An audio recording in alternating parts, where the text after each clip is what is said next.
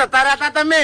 મોહણમ જતો બેટી ઉભો થઈને પાછો આવ્યો. આ એ તો હાચું. મારો ભગવાન કરે કે છે ની ભગવાને તમારાથી છૂટો થાય ને તમે ચારે મરી દો એવું છે. બા અમે 4 મરી જા તો તમારા મીંડું વળી જાહે. મારે અમે મેડું જ વાળવા મરી જશું હું. મારી વાત સાંભળો બા.